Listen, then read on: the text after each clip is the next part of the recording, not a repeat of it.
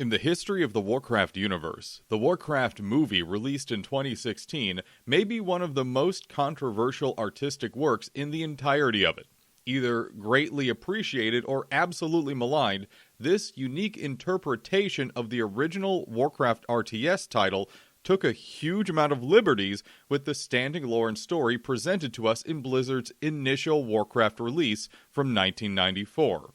In the long list of liberties that Duncan Jones, Charles Levitt, and Chris Metzen took with the movie, none were more egregious than the changes made to Garona Half-Orcan. As we dive into my thoughts on the Warcraft movie, I'll be citing multiple examples about Garona and how I feel they highlight everything that went wrong with the movie. Two more things before we begin.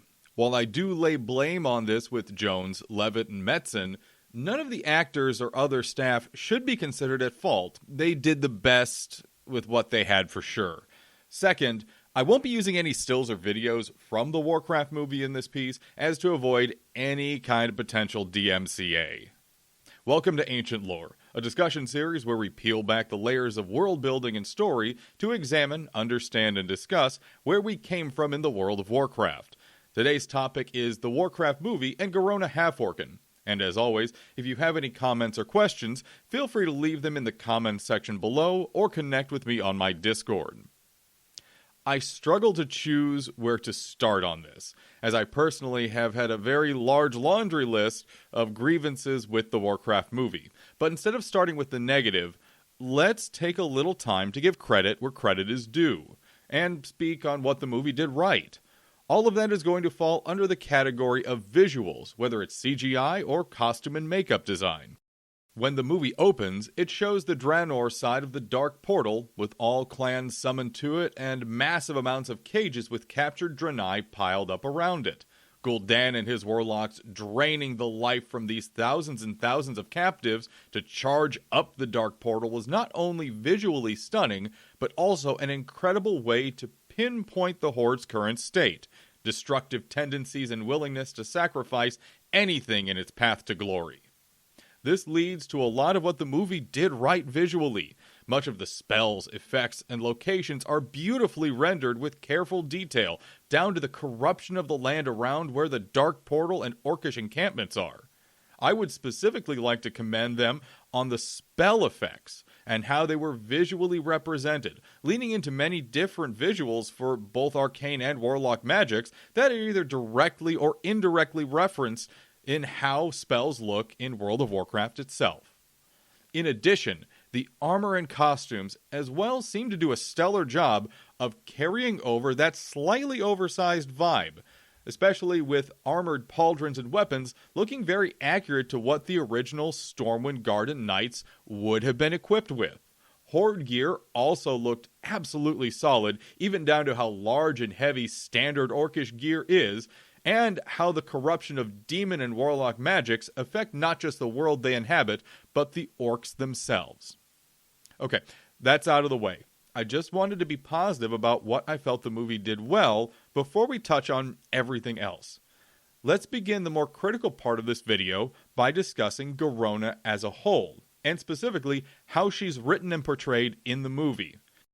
To set a few boundaries before getting into this discussion, The Last Guardian and Rise of the Horde novels are both books that directly or indirectly reference Garona as well as events in and surrounding the Warcraft movie. While we'll be discounting the books and what they have to say, I do have a theory or two as to why the Warcraft movie came out the way it did, which references the novels briefly towards the end. In addition, the Cataclysm expansion for World of Warcraft had a lot to say and expand on with Garona, and some of it was actually really good for her character as a whole. Her thirst for vengeance against the Twilight's Hammer and anyone who still follows in Gul'dan's footsteps went a long way to show the depths of her hatred, and we learned some interesting details on Gul'dan's control and manipulation of her as well. For the purpose of this discussion, we'll be considering some of Cataclysm's lore's canon, being selective not to include anything referencing Draenei. As we learn from the Warcraft 1 manual, Garona is a half-orc, half-human hybrid, And while that would make her at most 15 years old by the time the First War is over, later lore from Cataclysm suggests that her birth and upbringing was an experiment of the Shadow Council. It's been indicated that chronomancy was used to age Garona to a full adult rapidly as part of those experiments as well as her training, which fits a lot of the magics both Gul'dan and Medivh were toying with at the time. Overall, I feel this adds to her lore and character and builds her legendary nature. Speaking of her training, she's taught every form of espionage and assassination known to the Horde at the time, and used as the hand of the Shadow Council, killing and manipulating in the shadows. On top of this, as she adventures and kills for the Horde, she learns the ways of humans, their language, habits, and even their ways of espionage and stealth. This results in the most devastating rogue in history, one of the most deadly people alive, and while much of the time she was being manipulated and controlled by Gul'dan himself, this doesn't lessen her impressive history of death and guile. As a pair of feathers in her cap, she has the distinction of having snuck into Stormwind by herself, murdered King Lane's guards, and slayed him before the Horde had finished sacking the city. In addition, it's been documented that her knowledge of all things deadly was something prized by any would-be assassin or rogue. We see this with a class book for rogues in World of Warcraft titled Garona, A Study of Stealth and Treachery. I don't believe Garona wrote this book herself, but instead is an analysis of her tactics and methods written by other aspiring assassins. All this is to say, what we see of Garona in the Warcraft movie is a pale, shallow visage of the greatest assassin to ever live. A wilting violet of a half-orc, half-Draenei that's more eager to hide from her problems instead of her traditional get-even or get-revenge mindset. While she, on the rare occasion, shows grit or fight, none of it fits with her character, and even less of it fits with her known skills of espionage and manipulation. To the point that the one time she was captured, which arguably could have been on purpose to gather intel in the most effective manner, a full-on Horde assault on Northshire Abbey was mounted just to recover her and her information. Nothing fits this more directly than her murder of King Lane in the movie, doing it because Lane insisted to protect her place in the Horde and as a mercy killing so he wouldn't be tortured and used as a bartering chip. To contrast, Garona's stealth mission into Stormwind Keep to murder King Lane and his queen as the Horde is besieging the city was something of legend. Her peak as the hand of the Shadow Council and greatest assassin to ever live.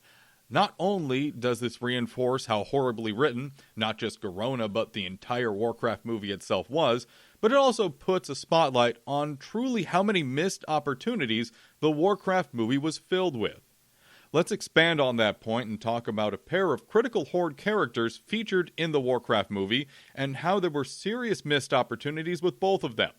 In the film, at the onset of the Orcish invasion, Blackhand is already war chief, with Gul'dan a very clear forefront leader as well, showcasing the full power of fell magics. Let's talk about Blackhand first. Warchief Blackhand was, and I believe this was well portrayed in the movie, a toy of Gul'dan and a beast of an orc, but not very tactically or strategically bright. However, one major point that's brought up in the Warcraft 1 manual is that, through the 15 years of warfare that the game covers, Blackhand is manipulated and pushed by Gul'dan to advance to eventually unite the clan chieftains into a singular horde. Before that point, there was no official Horde entity as far as we understand, only truly uniting with the coming of the position of War Chief. The fact that we don't get to see Blackhand be used as the puppet he is to assume command, establish the concept of the United Horde, and use that might and advantage to crush Stormwind is a massive missed opportunity. To build off those inconsistencies, to see Gul'dan taking such a forefront position like he does in the film, instead of being the leader of the Shadow Council and pulling the Horde strings from the shadows, was immensely disappointing. While his portal opening scene was stellar, as I mentioned, the fact that they even considered having him participate in a Mak'gora against Durotan made zero sense. A schemer, manipulator, and immensely powerful warlock, he wouldn't have even been involved in that in the first place, as he only led through his manipulation of War Chief Blackhand. Talking of missed opportunities, not seeing the relationship between Blackhand and Gul'dan and how the Shadow Council led from the shadows was incredibly disappointing. In addition, the fact that we didn't get to see the psychic backlash from the death of Medivh, knocking Gul'dan out cold and rendering Blackhand a useless mass of muscle and flesh, is another massive missed opportunity. I was really hoping we would get to see Doomhammer smash Blackhand half to hell.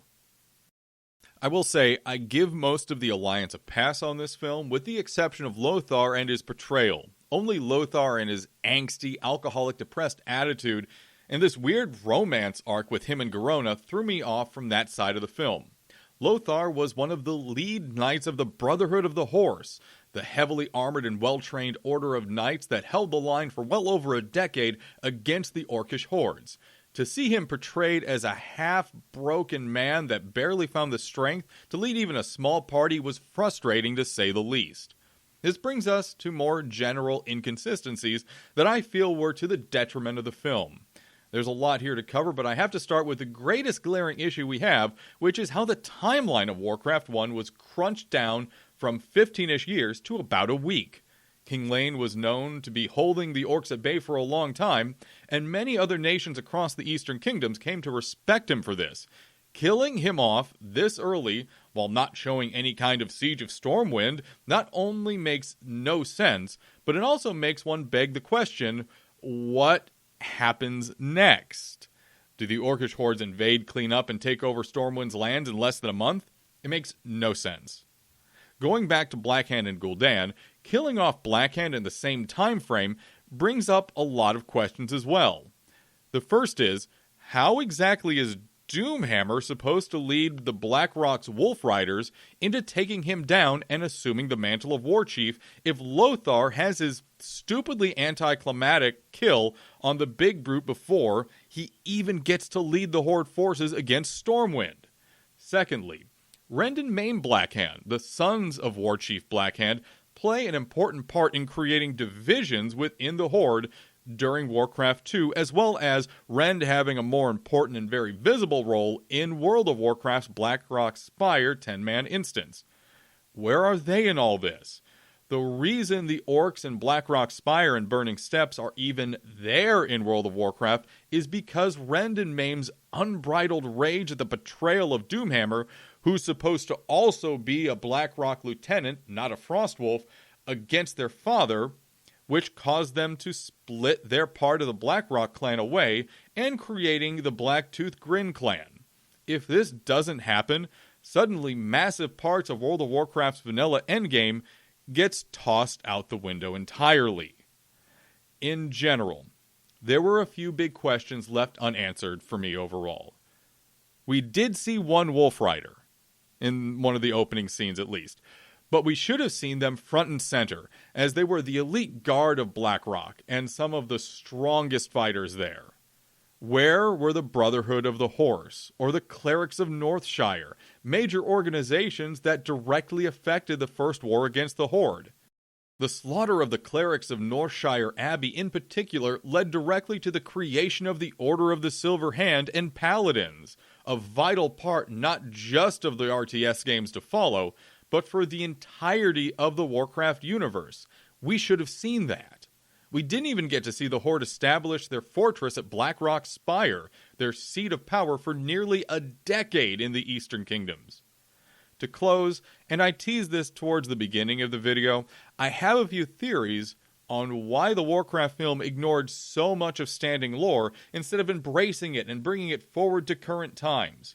We can boil these thoughts down to two categories: the time frame that the movie was made in, and the people who were writing and directing the film. We'll start with the time frame in this case, and specifically the 4 years running up to the release of the film. While originally being announced as something Blizzard was interested in doing way back in 2006, the director and writer roles were tossed around between different individuals until Duncan Jones took over in January of 2013. At that time, Mists of Pandaria had been released about a year prior, and development was well on its way for Warlords of Draenor. In addition, not only had writing begun on the first Chronicles, but also many novels and comics had been released by multiple authors in the years prior. I would premise that because of the chorus of different voices, along with the many blasphemies that warlords committed, what was considered canon at the time was incredibly flimsy, and gave the writers and directors of the film, including Metzen himself, weak ground to stand on when approaching the film. Speaking of directing and writing, let's talk about Duncan Jones for a moment. An accomplished director in his own right, but with science fiction films both before and after Warcraft was released in 2016. When he threw out the script, he was quoted as saying it felt way too generic and needed to be balanced out, citing that there shouldn't be a good versus evil narrative. These comments, on top of seeing how the final product came out, indicated Duncan Jones had no real clue as to what was going on during Warcraft 1, and honestly didn't care about the original and legitimate narrative that was there in the first place. If this is the case, however, writer Charles Levitt, the co-writer with Jones on the film, or Chris Metzen himself should have stepped in and corrected things. Unfortunately, from the information we have, Blizzard actively promoted changing as much as possible, and gave Jones their blessing for this script. This is, in my opinion, one of Metzen and Blizzard's biggest failings in regards to the writing and world building of the Warcraft universe, and we'll leave it at that.